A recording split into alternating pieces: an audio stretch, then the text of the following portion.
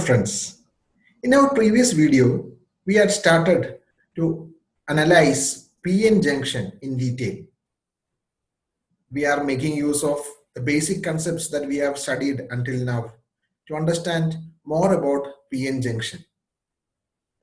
We had also seen what is happening when a PN junction is formed. The depletion region, the carriers within the PN junction, the charged ions near to the junction, etc. are seen in detail. Today, we will see a bit more of the basic concepts regarding PN junction. And also, we will see what happens when biasing is applied to the PN junction.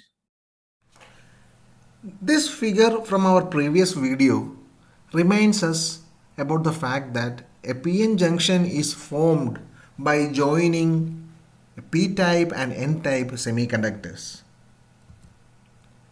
Though we have not seen the fabrication details, the basic concept is that by joining p and n-type semiconductors, we get a PN junction. And at the junction, we have a depletion region. The region is formed by charged ions. These charged ions comes into existence because of the movement of holes from P to N and movement of electrons from N to P through diffusion. Also, there is a contact potential that is forming, which is of the quantity QV0, which is due to the accumulated charged ions at the junction. Before we move on to further discussion, let us see few symbols that you will be using in our further discussions. In the symbol, 0 in the suffix shows that this is equilibrium condition, and the P in the suffix shows that it is on the P side, and N on the suffix shows that it's on the N side. The main symbol P denotes holes and N denotes electrons. In that case, PP0 denotes equilibrium hole concentration on the P side. Similarly, PN0 denotes equilibrium hole concentration on the N side. We have NP0, NN0 likewise. W0 is the equilibrium depletion layer width. The equilibrium depletion layer width towards N side is denoted by XN0. Similarly, XP0 denotes equilibrium depletion layer width towards P side. The equilibrium potential at neutral N side is denoted by VN0, and that at P side is denoted by VP0. And we already know the acceptor doping concentration is denoted by N suffix A, and donor doping concentration is denoted by N suffix D. And also we had few assumptions that we discussed in our previous video, which we will be keeping for our present video too. Now, if we try to draw a pictorial representation or a graph related to the electric field and potential that is being formed at the junction, this will be the figure. As you all know, due to the accumulation of charged carriers at the junction, depletion region is formed. And at equilibrium, there is no bias, there is no applied voltage. field takes the same sign as the charge,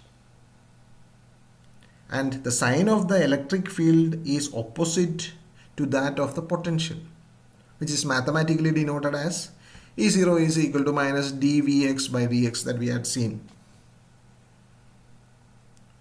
In the graph, the electric field is denoted by the graph at the middle, which forms a shape of a triangle.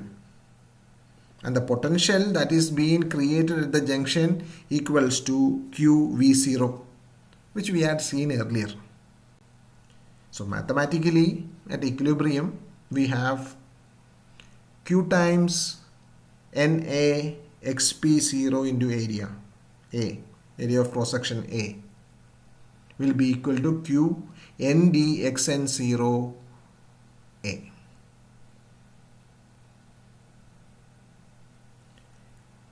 By striking off similar terms on both sides, we get that NA XP0 is equal to ND XN0. What is NA? It is the acceptor concentration, and ND is the donor concentration. And XP0 is the depletion width on the P side, and depletion width on the N side is denoted by XN0. We have the relation Na by Nd is equal to Xn0 by rearranging the obtained equation. Now, in this discussion, we are making use of the Poisson's equation that we had seen in the previous module.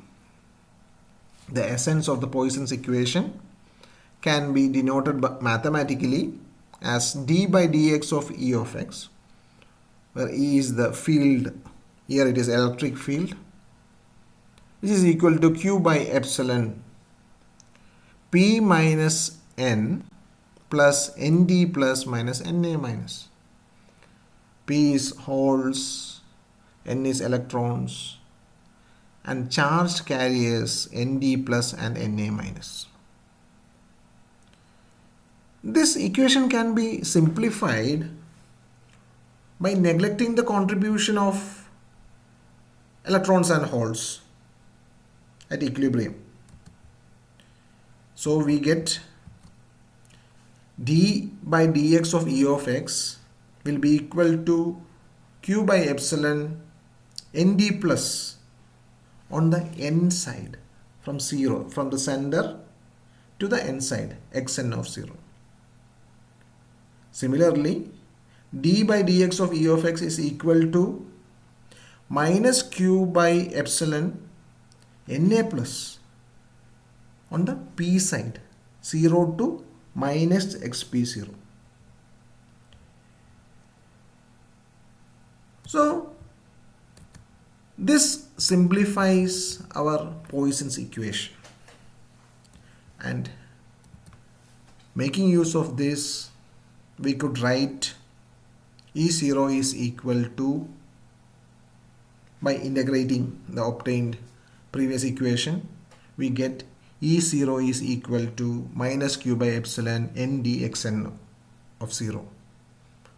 Also it is equal to minus Q by epsilon Na by Xp of 0.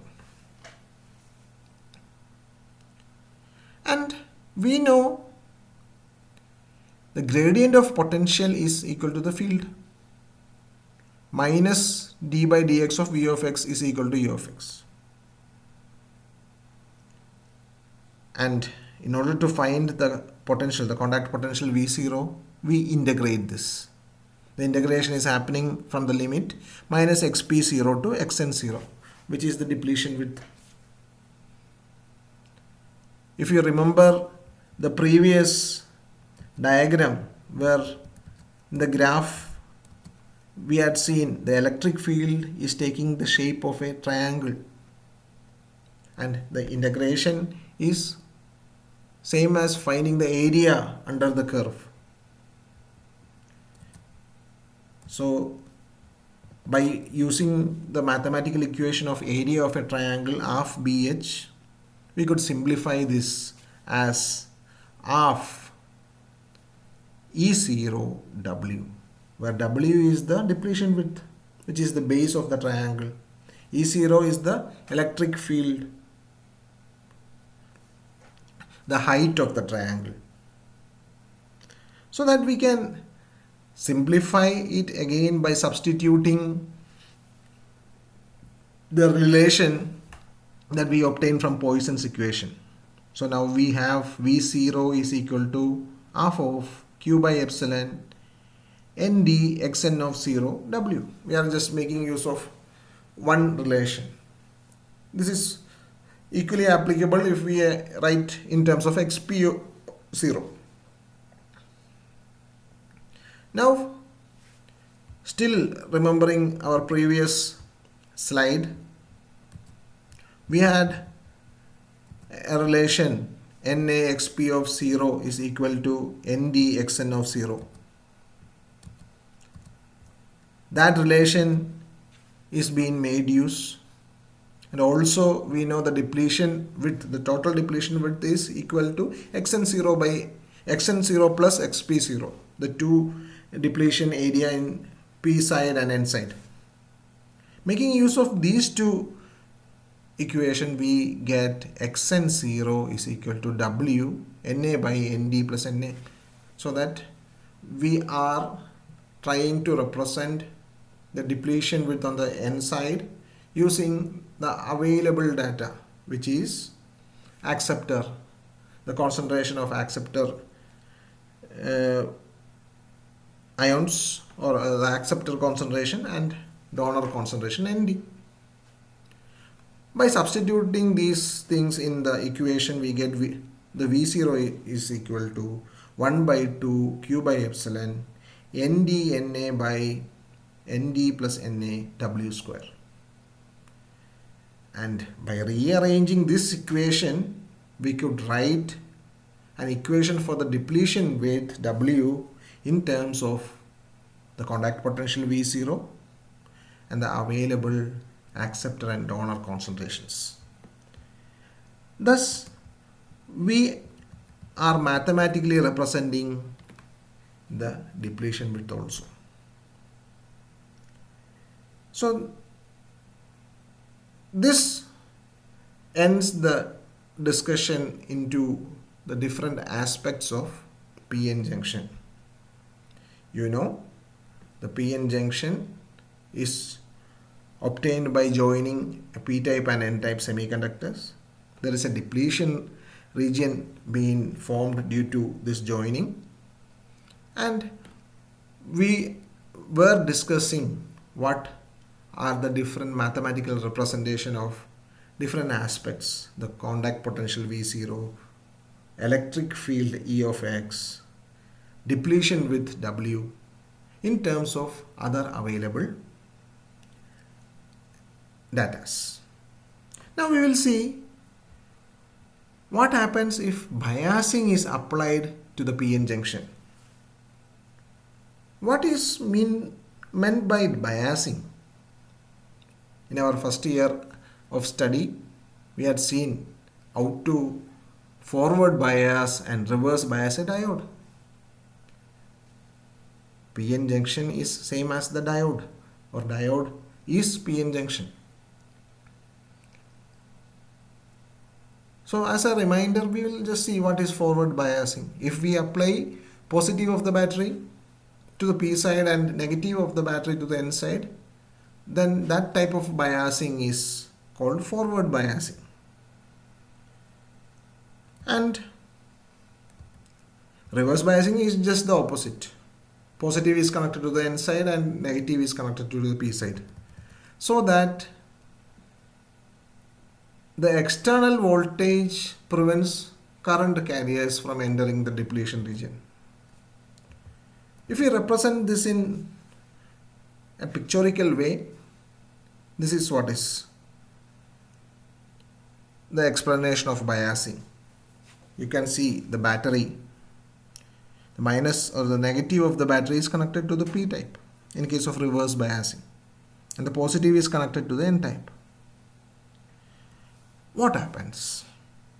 The depletion region increases, the width of the depletion region increases. The depletion region is the barrier potential. So if it is increasing in width, that means barrier potential is increasing. And because of the increased barrier potential, there won't be any movement of carriers into the depletion region, and because of that there won't be current flow. But in case of forward biasing, where we apply the positive of the battery to the P side and negative of the battery to the N side, the width of the depletion region diminishes, or we have a narrow depletion region in this case. And in forward bias, there will be movement of carriers through the depletion region. This knowledge was imparted to us earlier in our first year of study, but we are concerned about by applying the biasing, what happens to the energy band diagram. The electrostatic potential barrier at the junction is lowered, as we had discussed, and that is lowered by Vf, the forward bias voltage.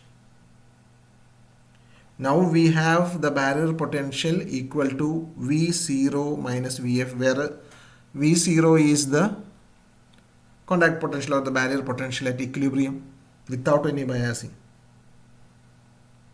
This lowering of the potential barrier occurs because a forward bias raises the electrostatic potential on the P side relative to the N side. So now, on applying a forward bias voltage of Vf, the contact potential, the effective electrostatic potential at the barrier or at the junction will be only V0 minus Vf. But in case of reverse bias, we have an increased barrier potential. It will be equal to V0 plus Vr, where Vr is the applied voltage in the reverse bias, or the voltage that you apply for reverse biasing the junction. We see there is an increase in the barrier potential. If we represent this pictorially or using a graph, and also if we redraw the energy band diagram, this will be the figure. The A segment, the column A, denotes the normal energy band diagram at equilibrium. This we had seen in previous video too. So that we have a single line Fermi level, and we are having a barrier potential which is equal to QV0. Now when we apply Vf for forward biasing the PN junction, the barrier potential is diminishing to V0 minus Vf, and we could see in the energy band diagram, the Fermi level is moving apart. There are two levels of Fermi levels, and the band gap is also reduced.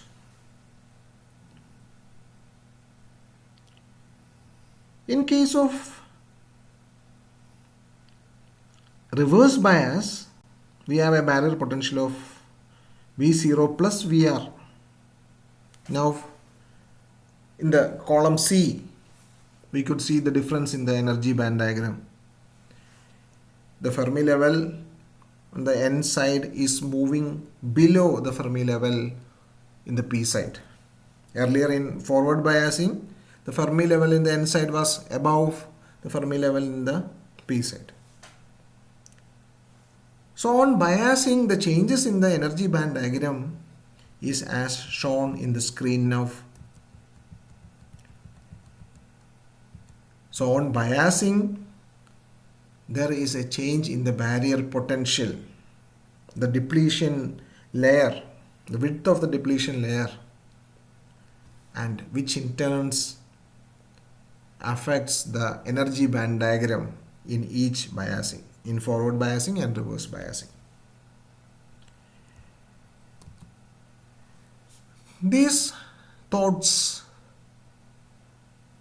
shared regarding the PN junction is an introductory thoughts to understand more about the PN junction. The next main topic of our discussion will be the ideal diode equation. After seeing the ideal diode equation, we will move forward by discussing metal semiconductor contacts, electron affinity and work function, ohmic rectifying contacts, current voltage characteristics, so on and so forth. So with that, we will stop our discussion on this session regarding PN junction. Now, until now we have tried to analyze what are the basic constituents of a PN junction, or what happens to the carriers in PN junction. What are the new scenarios that are emerging, like the contact potential, and how the energy band diagram on the P side and N side varies with respect to the applied biasing voltage. So thank you. We will continue our discussion in the next video.